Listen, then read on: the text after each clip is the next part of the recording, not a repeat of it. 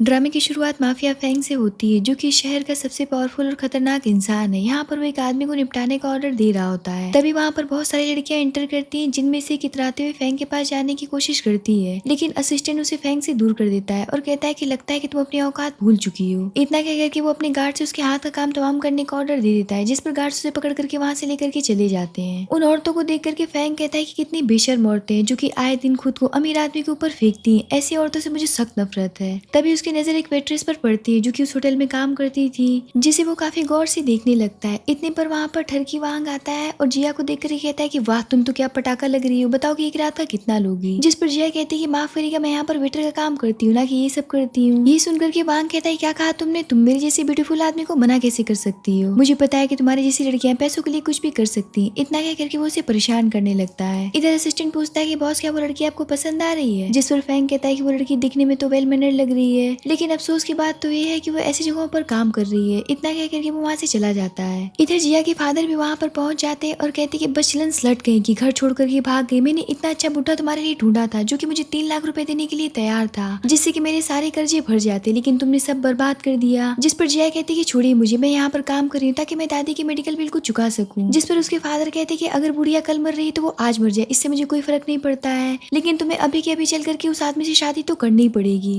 अब ये सुनकर के जिया सोचने लग जाती है कि अब मैं क्या करूँ, किससे मदद मांगू। तभी वो सेकंड फ्लोर को देखती है। हालांकि वो ये बात जानती थी कि वहाँ पर किसी का भी जाना अलाउ नहीं है, खास करके उसकी जैसी लड़कियों का, लेकिन फिर भी वो अपने फादर के हाथ को बाइट करके वहाँ से भाग खड़ी होती है और ऊपर के फ्लोर पर चली जाती है, जिसे गार्ड गेट पर ही रोक लेते हैं और कहती कि लगता है कि आज तुम मौत की तलाश में निकली हो, तभी तुम यहाँ पर आई हो। जिस पर जिया चिल्ला चिल्ला करके कहती है प्लीज मुझे बचा लीजिए। इतना कह करके वो गार्ड को धक्का दे करके फैंग के सामने नील डाउन होकर के बैठ जाती है और कहती कि प्लीज मुझे बचा लीजिए, मैं आपके लिए कुछ भी करने के लिए तैयार हूँ। जिस पर फैंग उसके फादर को इशारा करके वहाँ से बाहर भिजवा देता है और जिया से कहता है कि तुम मेरे लिए कुछ भी कर सकती हो, वैसे तुम्हारी जैसी लड़की भला मेरे लिए क्या कर सकती है। इतनी पर जिया उठती है और फैंग को किस कर बैठती है। ये देख करके तो वहाँ पर सभी शॉक रह जाते हैं। असिस्टेंट सोचता है कि ये तो ऊपर से स्वीट सी दिखने वाली लड़की अंदर से तो काफी स्पाइसी निकली, पर बॉस का अब क्या रिएक्शन होगा अब तो मुझे ये बात पता नहीं है। यहाँ पर फैंग उसे दूर करने की बजाय अपने करीब खींच करके उसे किस करने लगता है और बेडरूम तक लेकर के चला जाता है। जब वो उसके करीब जाने लगता है, जिस पर जिया कहती है कि आप क्या कर रहे हैं। इतना कह करके वो उससे दूर हो जाती है। जिस पर फैंग कहता है कि तुम्हें तो कहा था कि तुम मेरे लिए कुछ भी करोगी, अब तुम मुझे प्रोवोक करके नाटक करके मेरा मूड मत खराब करो। इतना कह करके वो उसे अपने करीब खींच लेता है और उसके साथ में नाइट एक्सपेंड कर बैठता है। अगली सुबह जिया की जब आँख खुलती है तो वो सोचती है कितना बड़ा हब्सी आदमी है, जो कि मेरे ऊपर भूखे आदमी की तरह टूट पड़ा और मेरा कमर भी तोड़ दिया। अब यहाँ पर वो अपने सारे कपड़े उठाती है और पहन करके फौरन से वहाँ से भागने की तैयारी में लग जाती है, लेकिन जैसे वो बाहर जाती है वो उसके असिस्टेंट की बात सुनने लगती है, जहाँ असिस्टेंट कह रहा होता है कि बॉस कितने बड़े हब्सी हैं, जो कि वांग को भी पीछे छोड़ दिए और एक लड़की के साथ में अचानक से नाइट एक्सपेंड कर बैठे।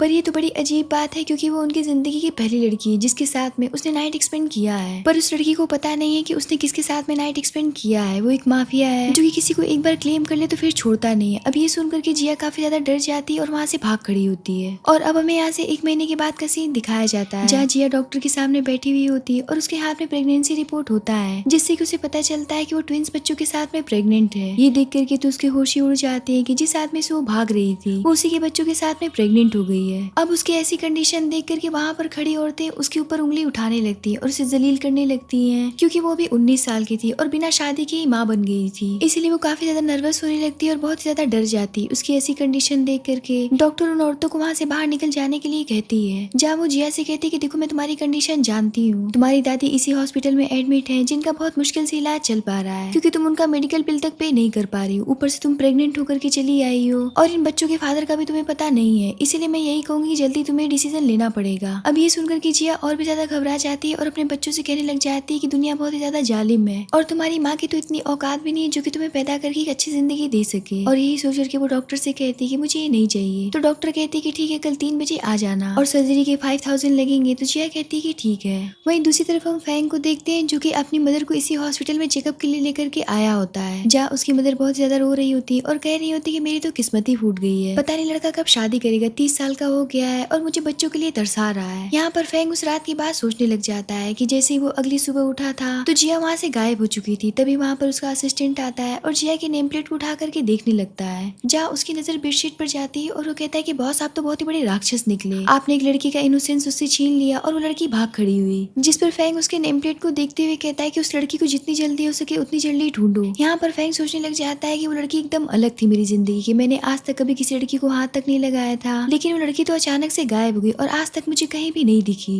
तभी फैंग अचानक से जिया को देखता है जो कि अपना प्रेगनेंसी रिपोर्ट लेकर के वहाँ से गुजरती है, लेकिन फैंग उसे रोकता नहीं बल्कि इस बात को नोटिस करता है कि वो गायनो डिपार्टमेंट में से निकली है। तभी फैंग के पास में उसके असिस्टेंट की कॉल आती है और वो बताता है कि मुझे उस लड़की का पता चल चुका है, बॉस जहाँ पर वो काम करती है हमें वहाँ पर चलना चाहिए। तो वो कहता है कि ठीक है, मैं अभी फौरन से वहाँ पर पहुँच रहा हूँ। इधर जिया के पास में उसके होटल से कॉल आता है जहाँ उसके मैनेजर उसे डांटने लग जाती है कि आखिर तुम अभी तक काम पर क्यों नहीं आई, लगता है कि तुम्हें तुम्हारी नौकरी प्यारी नहीं है। जिस पर जिया कहती है कि माफ करिए, मैं थोड़ा हॉस्पिटल में बिजी हो गई थी क्योंकि मुझे कुछ प्रॉब्लम हो गई थी, मैं अभी के अभी तुरंत ही वहाँ पर पहुँचती हूँ। इतना कहकर के जिया फौरन से अपने काम की जगह पर पहुंचती है जहाँ सारी लड़कियां खड़ी होती हैं और आपस में बात कर रही होती कि आज हमारे होटल में इस शहर के सबसे पावरफुल इंसान अचानक से आने वाले हैं। इसीलिए यहाँ पर वो सब काफी ज्यादा एक्साइटेड होती हैं कि फैंग काश की एक नजर उन्हें देख लेता। तभी मैनेजर जिया से कहती कि तुम यहाँ पर नहीं होना, तो जिया कहती कि हाँ। जिस पर मैनेजर कहती कि फिर तुम फ्रंट पर कैसे खड़ी हो, जाकर के पीछे खड़ी हो जाओ। जिस पर जिया फौरन से पीछे जाकर के खड़ी हो जाती है। अब कुछ ही देर में फैंग की कार आकर के होटल के सामने रुकती है जिसका जोरदार वेलकम किया जाता है। फैंग जैसे ही होटल के अंदर इंटर करता है उसकी निगाहें जिया को ढूंढने लगती और फाइनली उसे जिया दिख जाती है, जिसे देख करके वो उसके करीब जाने लगता है और सोचने लग जाता है कि लिटिल रैबिट, आखिरकार मैंने तुम्हें ढूंढ ही लिया। जिया तो उसे देख करके पूरी तरीके से सदमे में होती कि आखिर ये आदमी मुझे फिर से क्यों मिल गया। अब तो फैंग इससे पहले कि जिया के पास पहुंच पाता सारी लड़कियां उसे घेर लेती हैं और एक एक करके उसे इम्प्रेस करने की कोशिश करने लगती और खुद को उसके ऊपर फेंकने की कोशिश करने लगती है, जिसे देख करके फैंग काफी ज्यादा इरिटेट होने लगता है। तभी वहाँ पर एक औरत अपने बच्ची को लेकर के भागती हुई आती है और काफी ज्यादा जोर जोर से रोने और चिल्लाने लगती है क्योंकि उसके बच्चे के गले में टॉफी अटक गई थी। ये देख करके जिया फौरन से उसकी हेल्प करने के लिए आगे बढ़ती है और किसी तरीके से उस बच्चे के मुंह से कैंडी बाहर निकाल देती है जिससे कि उसके बच्चे की जान बच जाती है। ये देख करके तो फैंग और भी ज्यादा इम्प्रेस हो जाता है, लेकिन जिया जैसे ही खड़ी होती है उसे चक्कर आने लगता है और वो गिरने ही वाली होती है, लेकिन इससे पहले कि वो गिरती फैंग उसे पकड़ लेता है। अब ये देख करके वहाँ पर मौजूद सारी लड़कियों को आगे लग जाती है और मैनेजर फौरन से आकर के जिया को फैंग से दूर करते हुए कहती है कि तुम्हारी हिम्मत भी कैसी होगी इन्हें टच करने की। ये सुनकर के तो फैंग के गुस्से का कोई भी ठिकाना नहीं रहता है और वो मैनेजर से कहता है कि मेरी नजरों के सामने से कहीं दूर चली जाओ। वैसे तो सही कहा जाए तो तुम सभी को नौकरी से बाहर निकाल फेंकना चाहिए क्योंकि मुझे लगता है कि तुम सभी को ट्रेनिंग नहीं दिया गया है। तुम यहाँ पर मर्दों को सिड्यूस करने के लिए खड़ी हो। एक बच्चे की जान जा रही थी लेकिन कोई भी आगे नहीं बढ़ा क्योंकि किसी के पास वो स्किल्स है ही नहीं। अब ये सुनकर के तो वो सभी काफी ज्यादा डर जाती है क्योंकि उनकी नौकरी अब खतरे में पड़ चुकी थी, इसीलिए वो फैंग के सामने नील डाउन होकर के उससे माफी मांगने लगती है, लेकिन फैंग उन्हें इग्नोर करके जिया को अपनी गोद में उठा लेता है। अब ये देख करके तो जिया फ्रीज हो जाती है और कहती है कि मिस्टर फैंग आप ये क्या कर रहे हैं, मैं खुद से चल सकती हूँ। जिस पर फैंग कहता है कि चुपचाप से मेरी गोद में रहो। इतना कह करके वो उसे सबके सामने से लेकर के चला जाता है। अब ये देख करके तो सभी वहाँ पर शॉक रह जाते हैं कि आखिर इतना अमीर आदमी जो कि काफी ज्यादा खतरनाक भी है, वो एक वेट्रेस को इतनी ज्यादा इंपॉर्टेंस क्यों दे रहा है। इधर फैंग जिया को अपने मेंशन ले जाता है और बहुत प्यार से उसके पैर पर दवाई लगाता है। ये देख करके जिया काफी ज्यादा अनकंफर्टेबल होने लगती है और कहती है कि मैं खुद से कर लूंगी, लेकिन फैंग उसकी एक बात नहीं सुनता है, जहाँ जिया सोचने लग जाती है कि मुझे यकीन नहीं आ रहा है कि इतना पावरफुल इंसान मेरे पैर पर दवाई लगा रहा है, और यहाँ पर वो अपनी बेली को टच करने लगती है जिसे फैंग नोटिस कर लेता है और उसके करीब जाकर के पूछता है क्या तुम मेरे बच्चों के साथ में प्रेग्नेंट हो। ये सुनकर के जिया काफी ज्यादा डर जाती है, लेकिन इससे पहले कि वो कुछ कह पाती वहाँ पर फैंग की मदर आ जाती है और जिया को देख करके तो वो काफी ज्यादा खुश हो जाती है और कहती है कि तो बड़ी प्यारी लड़की है,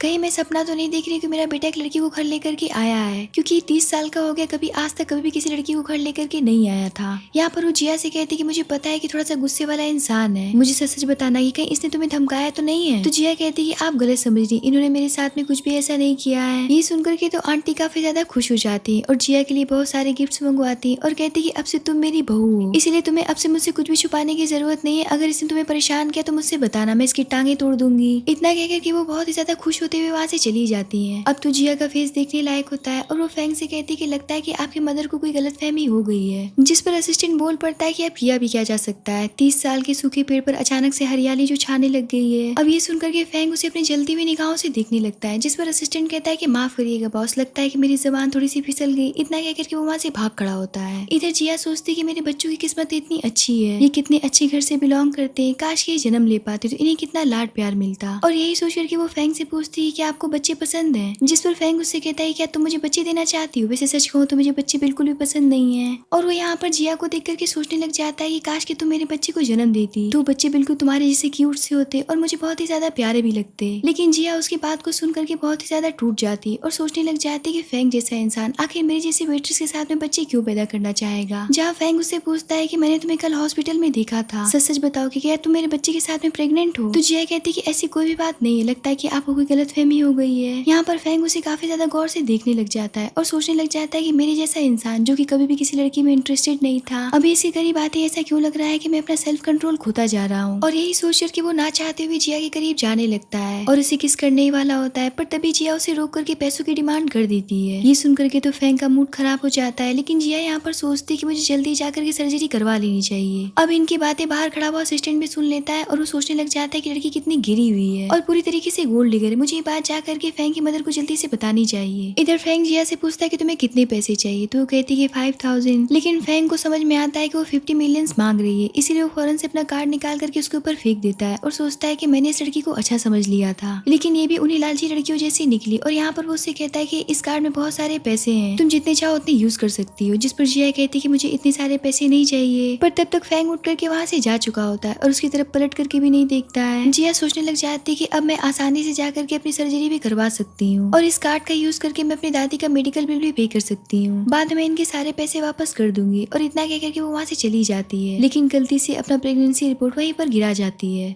और सीधा अपनी दादी के पास जाती और उनसे कहती कि दादी अब जल्दी ही ठीक हो जाएंगी, आपका मैं जल्दी से इलाज करवा दूंगी अब। जिस पर दादी कहती कि भला तुम मेरा इलाज कैसे करवा सकती हो, तुम तो एक छोटे से होटल में काम करती हो, एक होटल में काम करने वाली लड़की इतने सारे पैसे कैसे कमा सकती है। तभी उनकी नजर जिया के लब बाइट पर जाती है और वो उससे कहती है कहीं तुम कोई गलत काम करके तो पैसे नहीं कमा रही हो। ये सुन करके तो जिया एकदम से डर जाती है और फौरन से अपना लब बाइट छुपा लेती है और कहती है दादी लगता है कि आपको कोई गलत फहमी हो गई है, ये तो मुझे किसी मच्छर ने काट लिया था। तो दादी कहती है कि बकवास करना बंद करो, तुम्हें क्या लगता है कि मैं कुछ समझती नहीं हूँ, मैं बस यही कहना चाहूंगी कि मुझे बचाने के चक्कर में अपनी जिंदगी बर्बाद मत कर लेना। इतने पर जिया को वोमिटिंग फील होने लगता है तो दादी कहती है क्या तुम प्रेग्नेंट हो। अब जिया इस बात का कोई भी जवाब देना नहीं चाहती थी और वो कहती कि नहीं दादी लगता है कि मेरा पेट खराब हो गया है, लगता है कि मैंने कुछ गलत खा लिया। इतना कह करके वो वहाँ से भाग खड़ी होती है जहाँ दादी उसे देखती ही रह जाती है। पर जैसे वो बाहर निकलती है उसके फादर उसे पकड़ करके अपनी तरफ खींच लेते हैं और उसे एक जोरदार थप्पड़ लगाते हैं और कहते हैं कि तुम ज्यादा दिन तक मुझसे भाग नहीं सकती हो। जिस पर उसके फादर की मिस्ट्रेस कहती है कि तो बिल्कुल तुम्हारी बेकार वाइफ जैसी है। ये सुनकर के जिया भड़क जाती है और कहती है कि मेरी माँ को कुछ भी कहने की हिम्मत भी मत करना, तुम एक मिस्ट्रेस हो इसलिए अपने औकात में रहो। इस बात पर उसके फादर भड़क जाते हैं और कहते हैं कि आज तुम्हें मैं ले जा करके कसिनो के मालिक को बेचने वाला हूँ क्योंकि मुझे बहुत सारे पैसे देने वाला है। इतना कह करके वो उसे जबरदस्ती अपने वैन में बिठा करके वहाँ से लेकर के चले जाते हैं। वहीं हम दूसरी तरफ फैंग को देखते हैं जहाँ उसका असिस्टेंट उससे कह रहा होता है कि बॉस पहले तो मुझे लगा था कि वो लड़की ठीक नहीं है, इसीलिए मुझे आपकी मदर से बता देना चाहिए, लेकिन फिर मैंने उसके बैकग्राउंड को चेक किया तो मुझे पता चला कि वो ग्रीडी लड़की नहीं है। हो सकता है कि उसके पास में कोई मजबूरी हो इसलिए उसने आपसे पैसों की डिमांड की हो और आपने तो उसे हॉस्पिटल से निकलते हुए भी देखा था। क्यों लम चल करके हॉस्पिटल में इस बात का पता लगाया कि आखिर वो हॉस्पिटल क्यों गई थी। इस बात पर फैंग कुछ कहता नहीं तो असिस्टेंट अपनी कार को मोड़ लेता है और हॉस्पिटल उसे लेकर के चला जाता है, जहाँ कुछ देर के बाद में वो दोनों गायनो डॉक्टर के सामने बैठे होते हैं और जिया के बारे में पूछते हैं, जहाँ डॉक्टर बताते हैं कि वो ट्विंस बच्चों के साथ में प्रेग्नेंट है, लेकिन वो ये बच्चा नहीं रखना चाहती, इसीलिए उनका कल 3 बजे का अपॉइंटमेंट है सर्जरी करवाने के लिए। अब ये सुनकर के तो फैंग को जैसे सदमा ही लग जाता है। दूसरी तरफ फैंग की मदर उसकी प्रेगनेंसी रिपोर्ट को पा जाती है जो कि जिया ने गिरा दिया था, जिसे देख करके तो उनकी खुशी का कोई भी ठिकाना नहीं रह जाता है और वो काफी ज्यादा इमोशनल होकर के गॉड को धन्यवाद करने लगती है और फौरन से फैंग को कॉल करती है, जिस पर फैंग उनका फौरन से कॉल रिसीव करता है। तो आंटी कहती है कि तुम्हें पता भी है कि वो लड़की तुम्हारे बच्चों के साथ में प्रेग्नेंट है। ये सुनकर के फैंग कहता है कि मुझे अभी अभी इस बात का पता चला है। तो उसकी मदर पूछती है कि आखिर मेरी बहू है कहाँ, तो फैंग कहता है कि मुझे नहीं पता। इस बात पर वो भड़क जाती है और कहती है अगर मेरी बहू और मेरे ग्रैंड चिल्ड्रंस को कुछ हुआ तो मैं तुम्हें साफ साफ कह दे रही हूँ कि मैं जिंदा नहीं रह पाऊंगी। इतना कह कर वो कॉल काट देती है। अब फैंग भी काफी ज्यादा घबरा जाता है और अपने असिस्टेंट से कहता है कि जिया के लोकेशन को ट्रैक करो कि आखिर वो है कहाँ। दूसरी तरफ हम जिया को देखते हैं जहाँ उसके फादर उसे एक सुनसान जगह पर लेकर के जाते हैं और कहते हैं कि यहाँ पर तुम कितना भी चिल्ला लो यहाँ पर कोई भी तुम्हें बचाने के लिए नहीं आएगा। इतने पर वहाँ पर 3 आदमी आते हैं जिनके हाथों उसके फादर ने जिया को बेच दिया होता है, जिसे देख करके तो बहुत ही ज्यादा डर जाती है और कहती है कि पापा आखिर आप मेरे साथ में ऐसा कैसे कर सकते हैं, मैं तो आपकी बेटी हूँ ना। जिस पर उसके फादर कहते हैं कि देखो मेरे ऊपर बहुत सारे कर्ज है तो अच्छी बेटी बन करके मेरा कर्ज चुकाने में मेरी मदद करो। इतना कहते कि देरी नहीं कि वो क्लब वाला वांग उसके ऊपर टूट पड़ता है, जिसकी वजह से जिया काफी ज्यादा डर जाती है और चिल्लाते हुए कहने लग जाती है कि मैं फैंग के बच्चे की माँ बनने वाली हूँ, इसलिए मुझे हाथ मत लगाना। फैंग का नाम सुन करके तो सभी के पांव तले से जमीन निकल जाते हैं। वहीं फैंग का असिस्टेंट उसे बताता है कि बॉस हमने जिया का लोकेशन ट्रैक कर लिया है जो कि किसी सुनसान जगह पर बंद फैक्ट्री का लोकेशन बता रहा है। ये देख करके तो फैंग काफी ज्यादा परेशान हो जाता है और वो समझ जाता है कि जिया किसी डेंजर में है और वो अपने ड्राइवर से कहता है कि गाड़ी जरा फास्ट चलाओ। दूसरी तरफ हम जिया को देखते कि उसकी बातों पर कोई भी यकीन नहीं कर रहा होता है, ऊपर से सभी उसके ऊपर हंसने लग जाते हैं। जहाँ वांग कहता कहता है कि तुम्हें क्या लगता है कि हम तुम्हारी बातों पर यकीन कर लेंगे? तुम्हारे जैसी 2 कौड़ी की लड़की को फेंक देखना भी पसंद नहीं करेंगे, और तुम यहाँ पर उनका नाम लेकर के हमें बेवकूफ बनाने की कोशिश कर रही हो। पर हम बेवकूफ बनने वाले नहीं है। इतना कहकर के वो उसके ऊपर फिर से टूट पड़ता है और उसे काफी ज्यादा परेशान करने लगता है। इतने पर वहाँ पर फेंक अपने गार्ड्स के साथ में आ जाता है, जिसे देख करके तो सभी का खून ही सूख जाता है। जहाँ गार्ड फौरन से सभी को पकड़ लेते हैं। अब ये देख करके वांग कहने लग जाता है कि मिस्टर फेंक, अच्छा हुआ कि आप सही समय पर आ गए। ये 1 नंबर उनकी बचलन लड़की है जो कि आपको फंसाने की कोशिश कर रही है। ये यहाँ पर झूठी अफवाह फैला रही है कि आपके बच्चों के साथ में प्रेग्नेंट है। इस तरीके से तो ये आपकी रेपुटेशन को खराब कर देगी, इसीलिए हम बस इसे सबक सिखा रहे थे। इतना कह करके वो जिया को मारने के लिए आगे बढ़ता है, पर फेंग उसका हाथ पकड़ लेता है और अपने गार्ड से कहता है कि इसका वो हश्र करो कि जिंदगी भर याद रखे। और यहाँ पर वो सबके सामने कहता है कि जिया मेरी वुमेन है, इसीलिए आज के बाद से अगर किसी ने भी इसे हाथ लगाने की हिम्मत भी की तो मैं उसकी जिंदगी मौत से भी बदतर बना दूंगा। ये सुनकर के जिया की स्टेप मदर की तो पांव तले से जबीन निकल जाते हैं। जहाँ फेंग कहता है कि हाँ, ये मेरी वुमेन है और इसके पेट में पल रहा बच्चा भी मेरा है। ये सुनकर के जिया के फादर लालच में आ जाते हैं और यहाँ पर वो दोनों मिलकर के फेंग से कहने लग जाते हैं कि अब जैसा कि आपने कन्फेस किया है कि ये आपकी वुमेन है और आपके बच्चे के साथ में प्रेग्नेंट है, तो हमें डावरी के पैसे दे करके इसे यहाँ से लेकर के आप जा सकते हैं। ये सुनकर के तो जिया भड़क जाती है और कहती है कि आप लोग को 1 फूटी कौड़ी भी नहीं मिलेगी, क्योंकि आप लोग उस लायक है ही नहीं, मेरे साथ में कभी भी बेटी की तरह व्यवहार किया ही नहीं, इसीलिए आपका इस चीज पर भी कोई भी अधिकार नहीं है। अब ये सुनकर के तो वो दोनों जिया के ऊपर भड़क जाते हैं और उल्टी सीधी बातें उसे सुनाने लगते हैं, जिस पर फेंग फौरन से जिया के कान पर हाथ रख करके उनकी आवाज को सुनने से रोक देता है, क्योंकि वो नहीं चाहता था कि जिया प्रेगनेंसी के दौरान ऐसी ऐसी बातें सुने। इसीलिए वो फौरन से जिया को अपनी गोद में उठाता है और अपने आदमी को इशारा करके जिया को वहाँ से लेकर के चला जाता है, जहाँ फेंग के आदमी मिल करके उसके फादर को और उनके मिस्ट्रेस को खूब पीटते हैं। वहीं फेंग कार में जिया से पूछता है कि तुमने मुझे अपनी प्रेगनेंसी के बारे में क्यों नहीं बताया? तो जिया कहती कि आप ही ने तो कहा था कि आपको बच्चे पसंद नहीं है। यहाँ पर फेंग को याद आता है कि उसने ये बात कही थी। जिया कहती कि देखिए मिस्टर फेंग, मैं आपके लिए कोई भी परेशानी खड़ी नहीं करना चाहती हूँ, इसीलिए कल 3 बजे का मेरी सर्जरी का अपॉइंटमेंट है। जिस पर फेंग कहता है कि तुम्हें सर्जरी करवाने की जरूरत नहीं, क्योंकि मुझे ये बच्चे चाहिए। ये सुनकर के जिया शॉक रह जाती है और कहती है कि आप ये बच्चे रखना चाहते हैं? तो फेंग कहता है कि हाँ, क्योंकि ये मेरे परिवार का वारिस है। जिस पर जिया कहती है पर मैं इन बच्चों को जन्म नहीं दे सकती हूँ, क्योंकि मैं नहीं चाहती कि समाज इसे नाजायज का नाम दे। जिस पर फेंग कहता है कि अगर मैं कहूँ कि मैं इन बच्चों को अपना नाम देना चाहता हूँ और मैं तुमसे शादी करना चाहता हूँ, तो तुम इस बारे में क्या कहोगी? ये सुनकर के तो जिया पूरी तरीके से सन्न रह जाती है और कहती है कि आप मुझसे शादी करना चाहते हैं? इतने पर फेंग एक फाइल निकालता है और उसे पढ़ने के लिए देता है, जिसमें कि साफ लिखा होता है कि वो उससे शादी तो करना चाहता है, लेकिन बच्चे होने के बाद में वो उसे डिवोर्स दे देगा और साथ में 300 मिलियन भी उसे देगा। अब उसे पढ़ने के बाद में जिया सोचने लग जाती है चलो कम से कम मेरे बच्चों को उसके फादर का नाम मिल जाएगा और इन दोनों को इस दुनिया में आने का मौका भी मिलेगा, इसलिए वो फौरन से हाँ कर देती है। ये देख करके फेंग सोचता है कितनी लालची लड़की है जो कि 300 मिलियन देख करके फौरन से शादी के लिए हाँ कर दिया। पेपर साइन करने के बाद में फेंग उसे मैरिज ब्यूरो लेकर के जाता है और उसके साथ में शादी कर लेता है, जिसके बाद में अब उसे अपने घर लेकर के जाता है, जहाँ फेंग की मदर जिया का जोरदार वेलकम करती और उसे बहुत सारे गिफ्ट्स देती है, जिन्हें देख करके तो जिया हैरान रह जाती और कहती कि मैं ये सब नहीं ले सकती हूँ। जिस पर फेंग की मदर कहती कि ये तो कुछ भी नहीं, ये पूरा ली परिवार ही तुम्हारा, ये सारी विरासत भी तुम्हारी ही है, इसीलिए अब से ये सब कहने की कोई भी जरूरत नहीं है, तुम अच्छे से यहाँ पर रहो और अपना ख्याल रखो। इतना कह करके वो वहाँ से चली जाती हैं। अब रात में जिया अपना सामान अनपैक कर रही होती है, तभी वहाँ पर फेंग की मदर आती है और उससे कहती है कि बेटा तुम अपना ड्रेस चेंज कर लो और इसे पहन लो। अब वो नाइटी देख करके तो जिया हैरान रह जाती है और कहती है कि माँ मैं ऐसे कपड़े नहीं पहनती हूँ। तो वो कहती है कि पागल कहेगी, अब तो तुम्हारी शादी हो गई है ना, तो तुम इसे पहन सकती हो, चलो चुपचाप से जाकर के इसे पहन करके आओ। जहाँ जिया उनकी बातों को टाल नहीं पाती है और जाकर के उस नाइटी को पहन करके बाहर आती है, जिसे देख करके तो आंटी देखती ही रह जाती हैं और वो उससे कहती है कि वाह तुम तो बहुत ही ज्यादा सुंदर लग रही हो, अब जल्दी से चलो तुम्हें बेडरूम में लेकर के चलूं। तो जिया कहती है कौन से बेडरूम में? तो आंटी कहती है कि अरे तुम्हारे हस्बैंड के बेडरूम में, और कहाँ, अब से तुम उसी के साथ में सोओगी। अब ये सुनकर के तो जिया का फेस एम्बैरेसमेंट से भर जाता है और वो कहती है कि मैं ऐसा नहीं कर सकती हूँ मैं, पर आंटी उसकी एक बात नहीं सुनती और उसे फेंग के रूम में लेकर के चली जाती है, जहाँ जिया काफी ज्यादा हिचकिचाती हुए फेंग के सामने जाती है। जब फेंग उसे देखता है तो कहता है कि तुमने क्या बकवास ड्रेस पहन रखा है। इतने पर वहाँ पर उसकी मदर आती है और कहती है आखिर इस ड्रेस में क्या बकवास है, वैसे भी तुम दोनों शादीशुदा हो, तुम दोनों क्या अलग अलग रूम में रहने वाले थे? जिस पर फेंग कहता है कि माँ आप कैसी बातें कर रही हैं? तो उसकी मदर कहती है कि तुम तो चुप ही हो जाओ, तुम किसी लायक के नहीं हो, तुम्हें तो कुछ भी नहीं आता है, अब मुझसे बहस करने की कोई भी जरूरत नहीं, अब से तुम दोनों एक ही रूम में रहोगे। इतना कहकर के वो फेंग को एक बुक देती है और कहती है कि इसमें बच्चे के बारे में सब कुछ लिखा हुआ है, तो तुम दोनों इसे अच्छे से पढ़ना और बच्चे के बारे में अच्छे से सीख लेना। इतना कहकर के वो वहाँ से चली जाती है और बाहर से डोर को लॉक कर जाती है। आंटी के जाने के बाद में फेंग जिया को अपने पास बुलाता है, तो जिया कहती है कि मिस्टर फेंग अगर आपको ये ड्रेस पसंद नहीं है तो मैं तुरंत ही इसे चेंज कर देती हूँ। इतने पर फेंग उसका हाथ पकड़ करके उसे अपने क्लोज खींच लेता है और उससे कहता है कि तुम्हें ड्रेस के बारे में ज्यादा सोचने की जरूरत नहीं, अब ये बेड टाइम है, तो चलो हम बच्चे के बारे में कुछ सीखते हैं। इतना कहकर के वो जिया को अपने क्लोज बिठा करके उसे बुक पढ़ करके सुनाने लगता है। कुछ देर के बाद में जिया को नींद आने लगती है, इसीलिए वो सो जाती है। जहाँ फेंग उसे देखता है कि जिया तो सो गई, इसीलिए वो उसे बहुत प्यार से बेड पर लिटा देता है और उसका फेस देखते हुए सोचने लग जाता है कि कितनी ज्यादा प्यारी और मुझे कितनी ज्यादा पसंद है। जहाँ अगले दिन फैंग डॉक्टर को बुलाता है ताकि वो जिया की हेल्थ के बारे में अच्छे से जानकारी पा सके। जहाँ डॉक्टर चेक करने के बाद में बताते हैं कि जिया थोड़ी सी कमजोर है लेकिन बच्चे बिल्कुल ठीक है, बस आपको अपनी वाइफ की अच्छे से देखभाल करने की जरूरत है। जहाँ जिया पूछती कि डॉक्टर क्या मैं जॉब पर जा सकती हूँ। ये सुनकर के डॉक्टर कहता है कि जा तो सकती है और यहाँ पर वो सोचने लग जाता है कि ली फैमिली की बहू होकर के ये आखिर जॉब पर जाने की बात क्यों कर रही है। जहाँ डॉक्टर के जाने के बाद में फैंग उसे पूछता है कि आखिर तुम जॉब क्यों करना चाहती हो, जबकि मैंने तुम्हें अपना क्रेडिट कार्ड दे दिया, तुम जितने चाहो पैसे उतने खर्च कर सकती हो। जिस पर जिया कहती कि आपके साथ में मेरा कॉन्ट्रैक्ट मैरिज है और एक न एक दिन तो आप मुझे डिवोर्स दे ही देंगे, फिर मेरा क्या होगा, इसीलिए मैं खुद के पैर पर खड़ी रहना चाहती हूँ और खुद का खर्चा खुद से उठाना चाहती हूँ। ये सुनकर के फैंग सोचता है कि इस लड़की को डिवोर्स की कितनी जल्दी है और पैसे पाने की कितनी जल्दी है, इसीलिए जरा सा भी इंतजार नहीं करना चाहती और मुझसे दूर रह करके काम करना चाहती है। और यही सोच के वो गुस्से से कहता है कि जो मन में आए वो करो। इतना कह करके वो वहाँ से चला जाता है। जिया सोचती कि आखिर अब इन्हें क्या हो गया, ये इतने गुस्से में मुझे इस तरीके से बोल करके क्यों चले गए। फिर वो सोचती कि फैंग ने जो मुझे कार्ड दिया था वो मैंने कहाँ रख दिया, और यहाँ पर वो अपने बैग में उस कार्ड को ढूंढने लगती है, पर वो कार्ड उसके बैग में नहीं होता है, उसने कहीं खुआ दिया होता है। अब ये देख करके तो जिया काफी ज्यादा परेशान हो जाती है और हमें यहाँ पर पता चलता है कि उसका ब्लैक कार्ड तो उसके फादर की मिस्ट्रेस के पास था, जिसे देख करके तो उसके फादर भी काफी ज्यादा खुश हो जाते हैं और यहाँ पर वो दोनों मिलकर के शॉपिंग करने के लिए निकल पड़ते हैं और हद से ज्यादा महंगे महंगे सामान को खरीदना शुरू करते हैं, जिसके नोटिफिकेशंस कंटिन्यू फैंग को मिलना शुरू हो जाते हैं, जिसे देख करके तो फैंग भी काफी ज्यादा हैरान रह जाता है। असिस्टेंट कहता है कि तो गजब हो गया, 10 मिनट के अंदर 100 मिलियन भाभी ने खर्च कर दिए, क्या आप इस बारे में उन्हें कॉल करके पूछना नहीं चाहेंगे। जिस पर फैंग कहता है कि मैं तो पहले से ही जानता हूँ कि वो तो पैसों की लालची लड़की, इसीलिए उसने मुझसे शादी की है, इसीलिए मैं उसे कॉल करके क्यों पूछूं, और वैसे भी बच्चे पैदा होने के बाद में मैं उसे डिवोर्स दे दूंगा, जिसके बाद में वो मेरी जिंदगी से कहीं दूर चली जाएगी। ये सुनकर के फैंग के असिस्टेंट सोचता है कि भाभी दिखने में तो ऐसी लगती नहीं, फिर ऐसे काम क्यों कर रही है। अगले दिन जिया ब्रेकफास्ट टेबल पर बैठ करके सोच रही होती है क्या मैं इन्हें बता दूं कि मेरा ब्लैक कार्ड खो चुका है, लेकिन फिर वो सोचती है कि मैं बाद में बताऊंगी और यहाँ पर वो अपनी मदर इन लॉ से कहती है कि मैं जॉब के लिए जा रही हूँ। इतना कहकर के वो वहाँ से चली जाती है, जिस पर फैंग की मदर कहती है कि तुम्हें अपनी वाइफ को जॉब के लिए बाहर नहीं भेजना चाहिए क्योंकि वो प्रेग्नेंट है और उसकी कंडीशन सही नहीं है। यहाँ पर फैंग देखता है कि उसके मोबाइल पर अभी भी नोटिफिकेशंस आए जा रहे होते हैं, जिन्हें देख करके वो सोचने लग जाता है कि जब जिया पैसों की इतनी बड़ी लालची है तो फिर वो मेरे सामने इतनी ज्यादा इनोसेंट बनने का नाटक क्यों कर रही है। अब शाम हो जाता है, जहाँ फैंग के मोबाइल पर जिया का मैसेज आता है कि आज मेरी नाइट शिफ्ट है इसीलिए मैं घर लेट से आऊंगी। ये देख करके फैंग काफी ज्यादा फ्रस्ट्रेट हो जाता है और सोचता है कि आखिर जिया ऐसा कर क्यों रही है। एक तो वो प्रेग्नेंट है, ऊपर से काफी ज्यादा वीक है, मैंने तो उसे अपना ब्लैक कार्ड भी दे रखा है और उसमें से पैसे भी वो बहुत ही ज्यादा खर्च भी कर रही है, फिर उसे नाइट शिफ्ट करने की क्या जरूरत है और इतनी ज्यादा मेहनत करके पैसे कमाने की क्या जरूरत है। ये सुनकर के उसके असिस्टेंट के पास भी इस बात का कोई भी जवाब नहीं होता है, जिसके बाद में फैंग किचन में जाता है और सारे खाने को देखने लगता है, जहाँ उसे मेड एक एक करके बताने लग जाती है कि हमने आपकी वाइफ के लिए बहुत ही सारे फूड्स बनाए हैं जो कि बहुत ही ज्यादा हेल्दी हैं, पर फैंग उन सभी को रिजेक्ट कर देता है क्योंकि उन सभी खाने में उसे कोई न कोई कमी जरूर नजर आ रही थी, इसीलिए वो खुद अपने हाथ से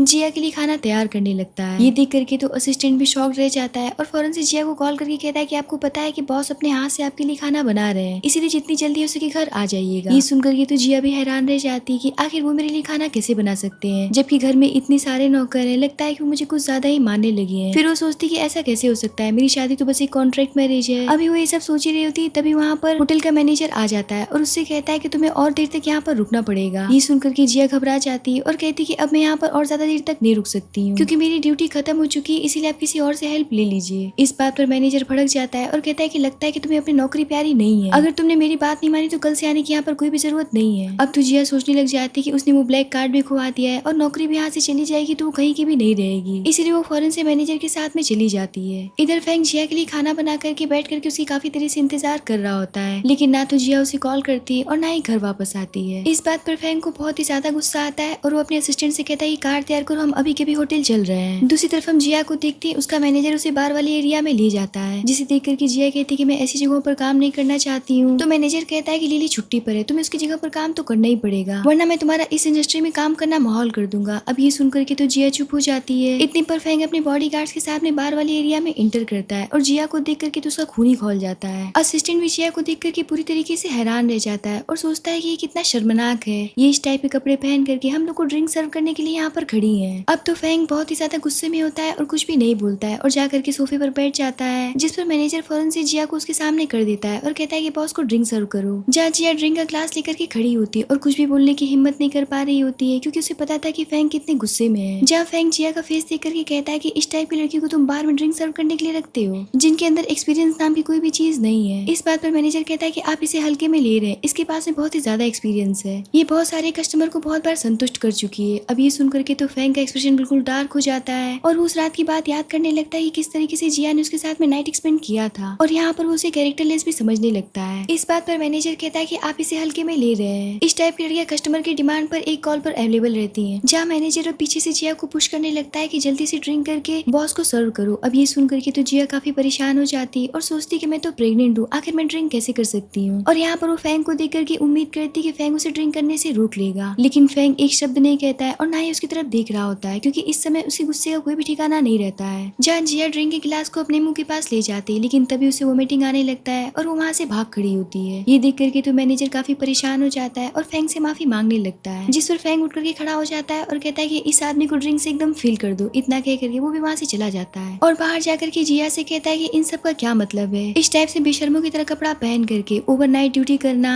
और बार में ड्रिंक सर्व करना, तुम अपने आप को समझती क्या हो। जिस पर जिया कहती है कि आप मुझे गलत समझ रहे हैं। तो फैंग कहता है कि तुम पैसों के पीछे इतनी ज्यादा पागल हो गई हो, क्या तुम खुद को भी सेल कर सकती हो। जिस पर जिया कहती है कि आप मुझे बिल्कुल गलत समझ रहे हैं, मैं इस टाइप की लड़की नहीं हूँ। तो फैंग कहता है कि मैं तुम्हें अच्छी तरीके से समझ रहा हूँ, तुम किस टाइप की लड़की हो। तुम्हारी जैसी लड़कियां सिर्फ पैसा, पावर और वेल्थ देखती हैं और कुछ भी नहीं। अब ये सुन करके तो जिया को बहुत ही ज्यादा हर्ट फील होता है और वो सोचती कि मेरे बारे में ऐसा सोचते हैं। और यहाँ पर वो गुस्से से कहती कि आपने बिल्कुल सही कहा, मैं इसी टाइप की लड़की हूँ और वैसे भी हमारा कुछ दिन में तलाक हो जाएगा, फिर आपको इतना फर्क क्यों पड़ रहा है। इतना कह करके वो वहाँ से जाने लगती है, जिस पर फैंग गुस्से से उसे अपनी गोद में उठा लेता है और वहाँ से लेकर के चला जाता है और घर ले जाकर के उसे बेड पर बिठा कर कहता है कि जा करके अपने आप को साफ करो और इस घटिया ड्रेस को उतार दो। जिस पर जिया गुस्से से उठ करके वहाँ से जाने लगती है। तो फैंग उसे पकड़ करके कहता है कि तुमने सुना नहीं कि मैंने क्या कहा। तो जिया कहती है कि मैं आपसे बात नहीं करना चाहती हूँ। इतना कह करके उसके हाथ पर बाइट करके वहाँ से चली जाती है, जिस पर फैंग सोचता है कि लगता है कि मैंने इसे लाड प्यार करके कुछ ज्यादा ही बिगाड़ दिया, इसलिए अब ये मुझे काटने भी लगी है। कुछ देर के बाद में जिया जब अपना ड्रेस चेंज करके आती है तो फैंग उससे कहता है कि अब जल्दी से अपनी ड्रेस उतार दो। ये सुन करके तो जिया शॉक रह जाती है और कहती है क्या कहा आपने, आप एक नंबर 1 के बेशर्म इंसान है, आपको पता है नहीं कि हमारा कॉन्ट्रैक्ट मैरिज है, ऊपर से मैं प्रेग्नेंट हूँ, फिर आप इस टाइप की बातें कैसे कर सकते हैं। इस बात पर फैंग उसके करीब जाने लगता है तो जिया को लगता है कि वो उसे किस करने वाला है, इसीलिए वो अपनी आईज क्लोज कर लेती है। तो फैंग उससे कहता है कि ज्यादा सोचने की जरूरत नहीं है, मैं तुम्हें ऑयल लगाने के लिए ऐसा कह रहा हूँ, क्योंकि अगर तुम्हें ऑयल नहीं लगाओगे तो तुम्हारी टमी पर स्ट्रेच मार्क्स पड़ जाएंगे। अब ये सुन करके तो जिया का फेस एम्बैरेसमेंट से भर जाता है, जहाँ फैंग ऑयल निकाल करके उसे मसाज करता है, जिसके बाद में कहता है कि अब आराम से सो जाओ। अगली सुबह फैंग की जब आँख खुलती तो वो जिया को देख करके सोचता है कि कितनी क्यूट लग रही है, लेकिन अफसोस की बात तो ये है कि इसकी क्यूटनेस के पीछे बहुत ही बड़ी गोल्ड डिगर है। और यही सोच करके वो वहाँ से उठ करके चला जाता है, जहाँ हम देखते हैं कि जिया सोई नहीं होती है और वो चुपके से खिड़की से देखती है कि फैंग ऑफिस चला जाता है, जिसे देख करके वो सोचती है कि फाइनली ये मुझे अकेला छोड़ करके चले गए। अब मेरे पास में बस एक ही रास्ता है कि मैं चुपचाप से जाकर के अपना जॉब करूँ, क्योंकि अगर उन्हें पता चल गया कि मैं फिर से जॉब पर गई हूँ तो मेरे टांगे तोड़ करके रख देंगे। इधर फैंग अपनी मीटिंग अटेंड करने के बाद में जब वापस लौट रहा होता है तो वो देखता है कि जिया फूड डिलीवरी करने के लिए जा रही होती है। अब ये देख करके तो असिस्टेंट पूरी तरीके से शॉक्ड हो जाता है और कहता है कि आखिर ये करना क्या चाहती है, लगता है कि बॉस की नाक कटवा करके रहेंगी। फैंग कहता है कि आखिर इसे काम करने के लिए किसने कहा है, चलो इसका पीछा करो, मैं भी देखना चाहता हूँ कि आखिर ये किस टाइप का गेम मेरे साथ में खेल रही है। इधर जिया जैसे ही फूड डिलीवरी करने के लिए जाती है तो वो देखती है कि उसके फादर के साथ में उसकी मिस्ट्रेस होती है और वो दोनों जम करके शॉपिंग कर रहे होते हैं और बहुत ही ज्यादा अमीर दिख रहे होते हैं, जिन्हें देख करके वो पूरी तरीके से हैरान हो जाती है और सोचती है कि इतने अमीर कैसे हो गए। तभी जिया अपने फादर के हाथ में वही ब्लैक कार्ड देखती है जो कि फैंग ने उसे दिया था, जिसे देख करके वो फौरन से अपने फादर के पास जाती और कहती है कि मिस्टर फैंग का कार्ड है, प्लीज मुझे वापस कर दीजिए। जिस पर उसके फादर तो उसे वो कार्ड वापस करते नहीं, ऊपर से उसकी स्टेप मदर कहने लग जाती कि तो डिलीवरी का भी काम करने लगी है, लगता है कि मिस्टर फैंग ने ऊपर किसे छोड़ दिया है। इतना कहकर कि वो उसे पुश कर देती है, जिसकी वजह से जिया गिर जाती है और उसे चोट लग जाती है, जहाँ जिया फौरन से फैंग को कॉल करने की कोशिश करती है पर वो दोनों मिल करके उसे पकड़ लेते हैं, जिस पर जिया स्ट्रगल करने लगती है खुद को छुड़ाने के लिए। वही फैंग भी इस मॉल में एंटर करता है जिया का पीछा करते हुए, पर इससे पहले कि फैंग जिया की चिल्लाने की आवाज सुन पाता और उसे देख पाता, वो लोग उसे लेकर के अंदर चले जाते हैं और जिया का फोन वहीं पर गिर जाता है। फैंग जब शॉप में इंटर करता है तो असिस्टेंट कहता है कि बॉस मुझे एक बात समझ में नहीं आ रही कि आखिर भाभी डिलीवरी गर्ल के कपड़े पहन करके इतने महंगे शॉप में शॉपिंग करने के लिए क्यों आई, आखिर उनका मकसद क्या है, क्योंकि वो देखता है कि फैंग के मोबाइल पर पैसे कटने के कंटिन्यू नोटिफिकेशंस आ रहे होते हैं। तभी असिस्टेंट की नजर जिया के मोबाइल पर पड़ती है, तब फैंग को इस बात का एहसास होता है कि उसने किसी की तो चीखने की आवाज सुनी थी। इधर जिया के फादर जिया को उस कार्ड के लिए खूब पीट चुके होते हैं और उसे मार करके बेहोश करने वाले होते, तब तक वहाँ पर फैंग आकर के उन्हें किक मार करके जिया से दूर करता है और फौरन से जिया को उठाता है और उसे हॉस्पिटल ले जाने के लिए कहता है, पर जिया उसे रोक करके बताती कि आपने मुझे जो ब्लैक कार्ड दिया था वो कार्ड इन दोनों के पास में है। ये सुनकर के फैंग समझ जाता है कि उसे कितनी बड़ी गलत फहमी हुई थी। तभी उसकी स्टेप मदर सारा इल्जाम जिया पर डालते हुए कहने लग जाती कि इसी ने तुम्हारा कार्ड हमें दिया था, क्योंकि ये बहुत ही चालाक लोमड़ी है जो कि अमीर आदमियों को फंसाती है और इसने हमसे कहा था कि तुम्हारे सारे संपत्ति पर इसका भी अधिकार है। ये सुनकर के तो जिया सदमे में चली जाती और कहती है क्या बकवास कर रहे हैं आप लोग, अगर मुझे यही करना होता तो मैं सबसे पहले अपनी दादी का मेडिकल बिल पे कर करती। अब आप लोगों ने मुझे बहुत ही ज्यादा बुली कर लिया, लेकिन मैं एक बात साफ साफ बता देना चाहती हूँ कि मिस्टर फैंग की किसी भी संपत्ति और पैसे पर मेरा कोई भी अधिकार नहीं है, जो कि तुम लोग कुछ भी करोगी। ये सुनकर के तो फैंग को और भी ज्यादा गिल्ट फील होता है कि उसने जिया को कितना गलत समझा था। जिया उसकी स्टेप मदर कहने लग जाती कि ज्यादा इतराओ मत, एक बार बच्चा होने के बाद में मिस्टर फैंग तुम्हें धक्के मार करके घर से बाहर निकाल देंगे। इस बात पर फैंग गुस्सा हो जाता है और कहता है कि जिया मेरी लीगली वाइफ है और मेरे लिए परिवार की बहू है। ये सुनकर के तो उन दोनों को सदमा लग जाता है, जहाँ फैंग उन दोनों को सिटी से बाहर फेंकवाने का ऑर्डर दे देता है, जिसके बाद में वो जिया को फौरन से हॉस्पिटल लेकर के जाता है, जहाँ वो उसे कंटिन्यू उसका हाथ पकड़ करके उससे माफी मांग रहा होता है और यहाँ पर वो उसकी बहुत ही ज्यादा देखभाल करता है, यहाँ तक कि वो उसे बाथरूम तक ले जाता है। इतनी केयर और प्यार देख करके तो जिया काफी हैरान होती है। अगले दिन जिया जब डिस्चार्ज होकर के घर जाती तो उसका एडमिशन लेटर आता है, क्योंकि वो अपना एंट्रेंस पास कर चुकी थी। पर फिर वो सोचती कि मैं तो प्रेग्नेंट हूँ, ऊपर से स्कूल की पढ़ाई बहुत ही ज्यादा महंगी है, मैं इस बात के लिए मिस्टर फैंग से नहीं कह सकती हूँ, अभी मुझे इन सभी चीजों के बारे में नहीं सोचना चाहिए। तभी वहाँ पर फैंग आता है, जिसे देख करके जिया फौरन से वो पेपर छुपा देती है, पर जिया इस बात को पलटते हुए उसे वहाँ से लेकर के चली जाती है। पर फैंग तो फैंग था, वो कुछ देर के बाद में उसी जगह पर आता है और पेपर निकाल करके देख लेता है और सोचने लग जाता है कि लड़की अपनी पढ़ाई मेरे लिए छोड़ना चाहती है। अब फैंग इस बात को लेकर के इतनी ज्यादा टेंशन में होता है कि वो सोचने लग जाता है कि क्या मैं इसे इतना बुरा लगता हूँ जो कि मुझसे पढ़ाई जैसी छोटी सी चीज के लिए नहीं पूछ सकती है। और इसी टेंशन में वो पूरी रात जगता है और अगले दिन वो पांडा आई लेकर के ऑफिस पहुंचता है, जिसे देख करके असिस्टेंट उसे टीज करने लग जाता है। जहाँ फैंग इनडायरेक्टली उससे पूछता है कि मेरा एक फ्रेंड है जिसकी वाइफ स्कूल जा करके पढ़ना चाहती, पर वो ये बात अपने हस्बैंड से नहीं बताना चाहती। अब तुम मुझे बताओ कि ऐसा क्यों है? जिस पर असिस्टेंट कहता है कि फिर तो बहुत पक्की बात है कि उसका हस्बैंड अनपढ़ होगा। इस बात पर फैंग खड़ा हो जाता है और कहता है कि बकवास करना बंद करो, मेरा फ्रेंड कोई जाहिल नहीं है। जिस पर असिस्टेंट कहता है कि फिर वो एज में उससे बहुत बड़ा होगा और बूढ़ा टाइप का इंसान होगा, जो कि बात बात पर पैसों का रौब जमाता होगा, उसे अपनी वाइफ की फीलिंग से कोई भी लेना देना नहीं होगा। ये सब सुन करके तो फैंग का खून ही खोल रहा होता है, क्योंकि असिस्टेंट जाने अनजाने में उसे ये सारी बातें कह रहा होता है। यहाँ पर फैंग अपना ब्लैक कार्ड निकाल करके असिस्टेंट को देता है और कहता है कि जिया के कॉलेज में जा करके इसे डोनेट करो और चीजों को ऐसे प्रेजेंट करना कि जिया को लगे कि उसे स्कॉलरशिप मिला है। अब ये सुनकर के असिस्टेंट को इस बात का एहसास होता है कि उसने अभी भी क्या कहा है और क्या क्या बकवास किसके बारे में किया है। अब अगले दिन फैंग जिया को बिना बताए स्कूल के सामने लेकर के जाता है, जिसे देख करके वो शॉक्ड रह जाती है। फैंग कहता है कि मैं उम्मीद करता हूँ कि आगे से तुम मुझसे हर एक बात बताओगी। जिस पर जिया कहती कि पर मेरे पास में इतने पैसे नहीं कि मैं यहाँ पर पढ़ सकूँ। जिस पर फैंग उसे एक फाइल देता है, जिसे देख करके जिया को पता चलता है कि उसे स्कॉलरशिप मिला है। ये देख करके तो वो काफी ज्यादा खुश हो जाती है। फैंग कहता है कि अब ज्यादा सोचने की जरूरत नहीं है, चलो हम अंदर चलते हैं। पर फैंग जैसे ही बाहर निकलता है, लड़कियां उसे देख करके फ्लैट होने लगती हैं और उसे अप्रोच करने के लिए आगे बढ़ती है, जिस पर जिया फौरन से फैंग को अंदर से वापस से कार में बिठा देती है और वहाँ से चली जाती है। फैंग सोचता है कि क्या मैं इतना ज्यादा बुरा लगता हूँ कि मेरे साथ में चलना भी नहीं चाहती है। जहाँ जिया आगे जाकर के रुक जाती और वापस से लौट करके फैंग के पास आती और उसके चीक पर बहुत प्यार से किस करके वहाँ से शर्मा करके भाग जाती है।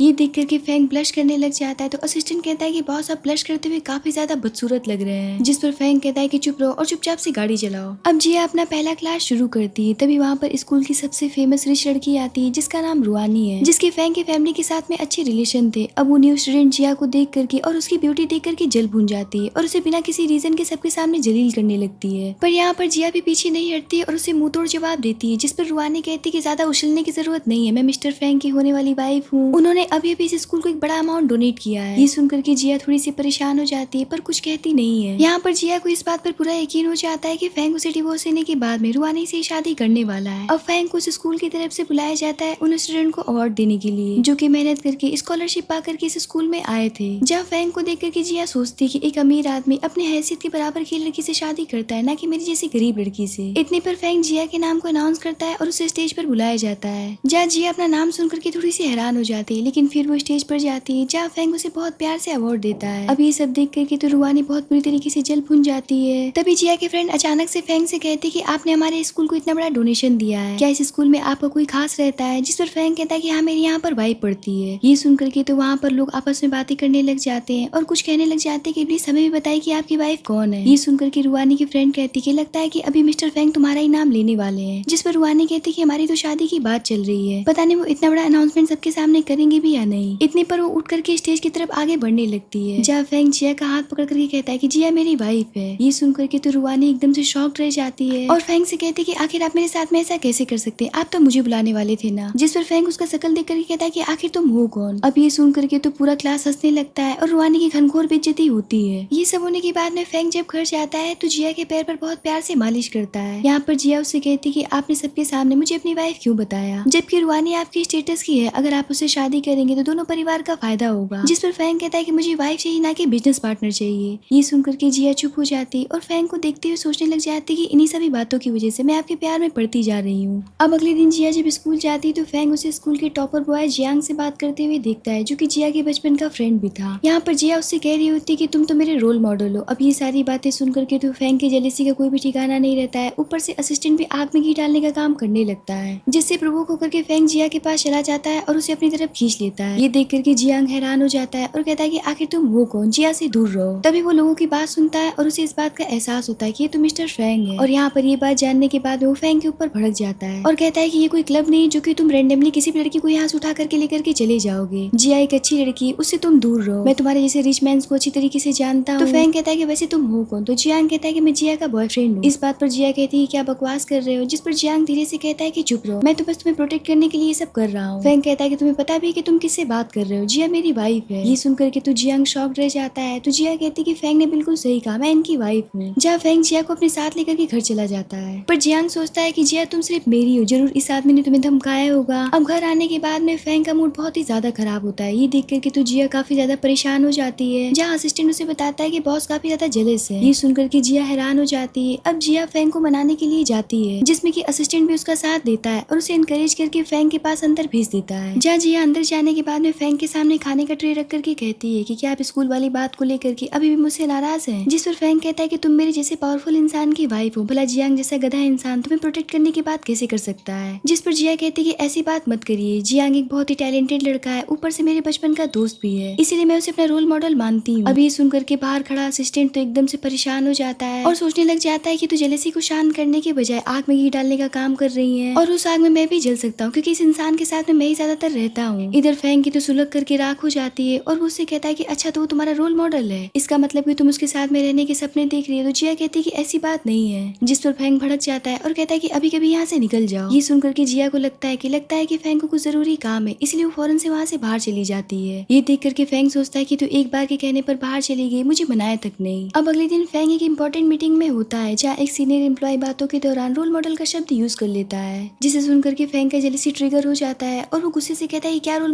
मॉडल लगा रखा है। ये देख करके असिस्टेंट डर जाता है और फौरन से मीटिंग को रद्द कर देता है। फैंग पूछता है कि आखिर मेरी वाइफ कहाँ है? तो असिस्टेंट बताता है कि मैंने सुना है कि वो अपने फ्रेंड्स के साथ में एक बार में एंजॉय करने के लिए गई है। तो फैंग कहता है कि ठीक है, हम भी वहीं चलेंगे। इधर जिया अपने ग्रुप के साथ में बार में बैठी होती है, तभी वहाँ पर जियांग टपक पड़ता है और जिया के पास जाकर के कहने लग जाता है कि कह दो ना कि उस आदमी ने तुमसे जबरदस्ती शादी की है। इधर फैंग उस बार में इंटर कर जाता है और बाहर खड़े होकर के इनकी बातें सुनने लगता है। जहाँ जियांग कहता है कि उस आदमी को छोड़ करके मुझसे शादी कर लो, तो जिया कहती है क्या बकवास कर रहे हो? जिस पर जियांग कहता है कि आखिर तुम ऐसे हर्टलेस कोल्ड ब्लडेड आदमी के साथ में कैसे रह सकती हो? देखो मैं तुम्हें बचपन से जानता हूँ, मैं तुम्हें जितना खुश रख सकता हूँ उतना कोई भी नहीं रख पाएगा। ये सुनकर के फैंग को अपने कहे गए पिछली बातों को याद करने लग जाता है कि किस तरीके से उसने जिया से कहा था कि बच्चे होने के बाद में वो उसे डिवोर्स दे देगा। ये बहुत ही ज्यादा क्रूएल वर्ड था और बहुत ही गंदा बिहेवियर था। जिया कहती कि बकवास करना बंद करो, मैं तुमसे कभी भी शादी नहीं करूंगी। ये सुनकर के जियांग उसके ऊपर भड़क जाता है और कहता है कि अब समझ में आया कि तुम उस आदमी के पैसों पर मर मिटी हो। इस बात पर जिया उसके ऊपर ड्रिंक फेंक देती है और कहती कि बस बहुत हुआ, अब एक और शब्द मैं अपने पति के खिलाफ नहीं सुन सकती हूँ, क्योंकि मैं अपने पति से बहुत प्यार करती हूँ और मेरे हस्बैंड मेरे ऊपर जान छिड़कते हैं। ये देख करके तो फैंग का दिल गार्डन हो जाता है। अब जियांग देखता है कि सीधी उंगली से घी नहीं निकल रहा है, इसलिए वो टेढ़ी उंगली का यूज करता है और जिया के जूस में कुछ मिला करके उसे जूस ऑफर करके कहता है कि अच्छा ठीक है, मुझे माफ कर दो, इस जूस को पी करके मुझे माफी दे दो। जिस पर जिया उस जूस को पीने से मना कर देती और वहाँ से जाने लगती है। ये देख करके जियांग पूरी तरीके से पागल हो जाता है और जबरदस्ती जिया को पकड़ करके जूस पिलाने लगता है। इतने पर फैंग अंदर जाता है और जियांग को किक मार करके जिया से दूर करता है और उसे अपने करीब खींच करके कहता है कि तुमने मेरी वाइफ को हाथ लगाने की हिम्मत भी कैसे की, इसकी कीमत तो तुम्हें चुकानी ही पड़ेगी। इतना कहते कि देरी नहीं कि फैंग के गार्ड जियांग के हाथ का काम तमाम कर देते हैं, जिसके बाद में फैंग जिया को घर लेकर के चला जाता है। लेकिन जिया ड्रिंक की वजह से अजीब अजीब टाइप की हरकतें करने लगती है। ये देख करके फैंग डॉक्टर से कहता है कि इसे जितनी जल्दी हो सके एंटीडोट दो, जिस पर डॉक्टर कहता है कि अभी तक इस चीज की कोई भी एंटीडोट मार्केट में नहीं आई है। तो फैंग कहता है कि फिर ये कैसे शांत होगी, जिस पर डॉक्टर कहता है कि आप ही इनके एंटीडोट बन सकते हैं। तो फैंग कहता है कि क्या बकवास कर रही है, तो प्रेग्नेंट है ना? तो डॉक्टर कहता है कि हाँ प्रेग्नेंट तो है, पर फर्स्ट 3 महीने बीत चुके हैं, अब इसमें कोई भी परेशानी नहीं होगी। इतना कह करके वो वहाँ से भाग खड़ा होता है। अब तो फैंग के पास में कोई भी ऑप्शन नहीं बचता है, इसीलिए वो जिया के साथ में बहुत प्यार से नाइट एक्सपेंड कर बैठता है। अगली सुबह जिया जब उठती है तो बहुत ही ज्यादा डरी हुई होती है, जिस पर फैंग उसे बहुत प्यार से काम डाउन कराता है और कहता है कि डरने की कोई बात नहीं है, मैं तुम्हारे साथ में हूँ, तुम बिल्कुल सेफ हो। इधर रुआनी अपने फादर के पास जाकर के कहती है कि मैं फैंग से शादी करना चाहती हूँ, क्योंकि ये रिश्ता तो बचपन में तय किया गया था ना। इस बात पर अंकल कहते हैं कि जरा तमीज में बात करो, ये टेम्पल है ना कि कोई मछली बाजार है, और वैसे भी ये रिश्ता मेरी वाइफ ने तय किया था जब वो इस दुनिया में नहीं रही, तो अब ये शादी के बारे में भी भूल जाओ, क्योंकि ये फैसला अब रूढ़िवादी कहलाता कहलाएगा। ये सुनकर के रुहानी सोचती कि अच्छा तो ये बुढ़ा इसलिए मेरी शादी नहीं कराना चाहता है क्योंकि मैं तो इसकी बायोलॉजिकल डॉटर हूँ नहीं, मैं तो बस इनकी एडॉप्टेड डॉटर हूँ। अब ये सब होने के बाद में जब रुहानी वहाँ से चली जाती तो अंकल के असिस्टेंट वहाँ पर आते हैं और बताते कि हमने आपकी वाइफ जैसी यंग लेडी को देखा है, हो सकता है कि वो आपकी डॉटर हो। अब ये सुनकर के तो अंकल को सदमा लग जाता है और वो फौरन से जिया को देखने के लिए चले जाते हैं, जहाँ जिया अपने मदर की ग्रेव पर फ्लावर रख रही होती है, जिसे खड़े होकर के अंकल दूर से देख रहे होते हैं। जहाँ असिस्टेंट बताता है कि अब आपकी वाइफ इस दुनिया में नहीं रही क्योंकि जब आपने उन्हें छोड़ा था तब वो प्रेग्नेंट थी और जिया वही बच्ची आपका अपना खून है। ये सुनकर के तो अंकल को बहुत ही ज्यादा तकलीफ होती है और सदमे की वजह से वो वहीं पर बेहोश हो जाते हैं, जिसकी वजह से वहाँ पर अफरा तफरी मच जाती है। ये देख करके जिया फौरन से उनके पास आती है और कहती कि मैं इनकी मदद करके इनकी जान बचा सकती हूँ, प्लीज मुझे करने दीजिए। ये सुनकर के गार्ड पीछे हट जाते हैं, जहाँ जिया उन्हें फास्ट एड देती है, जिसकी वजह से उनकी सांसें वापस आ जाती है। ये देख करके गार्ड्स उन्हें फौरन से लेकर के हॉस्पिटल चले जाते हैं। अगले दिन जिया अपने रूटीन चेकअप के लिए फैंग के साथ में जाती है, जहाँ फैंग तो काफी ज्यादा परेशान होता है। तो जिया कहती कि तो मामूली से रूटीन चेकअप है, आखिर आप इतने परेशान क्यों हैं? आपको इतना ज्यादा परेशान नहीं होना चाहिए। जहाँ जिया आप चेकअप के लिए अंदर जाती है और चेकअप कंप्लीट कराने के बाद में वो बैठ करके अपना अल्ट्रासाउंड रिपोर्ट देख रही होती है।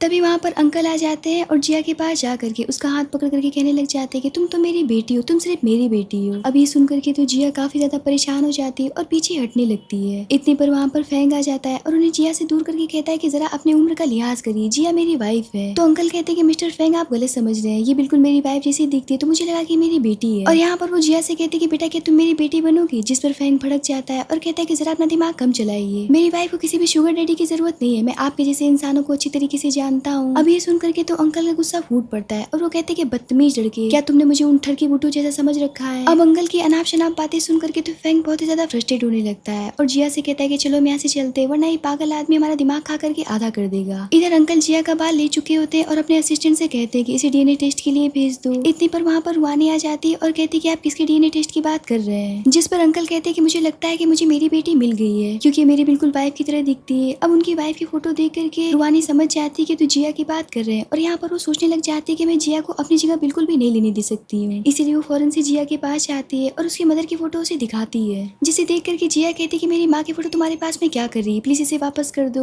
तभी उसे याद आता है कि उसकी दादी ने उसे बताया था कि उसके माता पिता एक दूसरे से बहुत प्यार करते थे, जैसा कि उसके फादर का स्टेटस बहुत ही ज्यादा हाई लेवल का था और उसकी मदर एक गरीब लड़की थी, इसीलिए उनका रिश्ता ज्यादा दिन तक नहीं चल पाया और उसके फादर ने उसकी मदर को छोड़ दिया बिना ये जाने कि वो प्रेग्नेंट थी। पर जिया की मदर ने अपनी प्रेगनेंसी कंटिन्यू की और जिया को जन्म दिया, जिसके बाद में उनकी शादी एक जुआरी आदमी के साथ में हो गई। अब ये सब याद करके जिया को इस बात का एहसास होता है कि उसका जैविक फादर कोई और है। रुहानी कहती है कि अगर तुम सब कुछ जानना चाहती हो तो मेरे पीछे आओ। इतना कह करके वो जाने लगती है और जिया को अपने साथ एक सुनसान जगह पर ले जाती है, जहाँ वो उसे मौका पा करके बेहोश करके किडनैप करके अपने साथ लेकर के चली जाती है। इधर फैंग काफी ज्यादा परेशान होता है क्योंकि जिया अब तक उसके पास नहीं पहुंची थी और ना ही उसका कॉल लग रहा था। अब फैंग का पूरा शक अंकल के ऊपर जाता है और वो यहाँ पर सोचने लग जाता है कि उसी दुष्ट बुड्ढे ने मेरी वाइफ को किडनैप किया है। इधर अंकल काफी शांति से बैठ करके माला जप रहे होते हैं। इतने पर फैंग चिल्लाते हुए उनके मेंशन में घुस जाता है, जिस पर अंकल कहते हैं कि आखिर तुम अपना गला क्यों फाड़ रहे हो, ऊपर से बदतमीजों की तरह मेरे घर में घुस आए हो। जिस पर फैंग कहता है कि मैं आपको आखिरी वार्निंग दे रहा हूँ, मेरी वाइफ को वापस कर दीजिए क्योंकि मुझे पता है कि आप इन्हों से किडनैप किया है। ये सुन करके तो अंकल सन्ने रह जाते हैं और कहते हैं क्या तुमने मुझे गुंडा मवाली समझ रखा है। इतने पर वहाँ पर अंकल का असिस्टेंट डीएनए रिपोर्ट लेकर के आ जाता है, जिसे देखने के बाद में अंकल को पता चलता है कि जिया उनकी बेटी है। अब ये देख करके तो काफी ज्यादा इमोशनल हो जाते हैं, पर फैंग तो फैंग था, वो रिपोर्ट देख करके कहने लग जाता है कि भला आपके जैसे लिस्टेड इंसान की जिया बेटी कैसे हो सकती है। ये सुन करके अंकल कहते हैं कि लगता है कि इस लड़की को वो परिवार संस्कार देना भूल गया है। जिस पर फैंग कहता है कि आप मेरे वो परिवार की तौहीन नहीं कर सकते हैं। तो अंकल कहते हैं कि अरे हम तो तुम्हारी भी तौहीन कर रहे हैं। जिस पर फैंग कहता है कि लगता है कि आदमी पूरी तरीके से सटक चुका है, चलो अब हम यहाँ से चलते हैं जिया को ढूंढने के लिए। इतना कहकर वो वहाँ से चला जाता है। इधर रुआ ने जिया को एक सुनसान जगह पर किडनैप करके रखी होती है और बताती है कि मिस्टर ली तुम्हारे फादर है। ये सुनकर के जिया समझ जाती है कि उस दिन हॉस्पिटल में अंकल उससे सच कह रहे थे। इतने पर रुहानी उसे एक थप्पड़ लगाती है और कहती है कि चोर कहेंगे, मेरा पति से लेकर के मेरा फादर तक तुमने छीनने की हिम्मत की है, अब देखो मैं तुम्हारे साथ में क्या करती हूँ। इतना कहकर के वो वहाँ पर बहुत सारे गुंडों को बुलाती है और कहती है कि तुम बहुत इज्जतदार हो ना, अब देखो मैं तुम्हारी इज्जत कैसे खराब करती हूँ। इतना कहकर के वो उन गुंडों से कहती है कि इसकी इज्जत खराब कर दो और वीडियो बनाना मत भूलना। इतने कहते कि देरी नहीं कि वो गुंडे उसके ऊपर टूट पड़ते, लेकिन इससे पहले कि वो उसके साथ में कुछ ज्यादा कर पाते वहाँ पर फैंग आ जाता है और अंकल भी आ जाते हैं, जहाँ फैंग फौरन से जिया को रस्सियों से छुड़ाता है और अंकल रुहानी को एक जोरदार थप्पड़ लगाते हैं और कहते हैं कि मुझे तुमसे ये उम्मीद नहीं थी। यहाँ पर अंकल रुहानी के ऊपर बहुत बुरी तरीके से फायर हो जाते हैं और उसे बहुत ज्यादा जलील करते हुए कहते हैं कि इसे ले जाकर के पुलिस के हवाले कर दो क्योंकि इसने कानून का उल्लंघन किया है। इतने पर उनके आदमी उसे पकड़ करके वहाँ से लेकर के चले जाते हैं।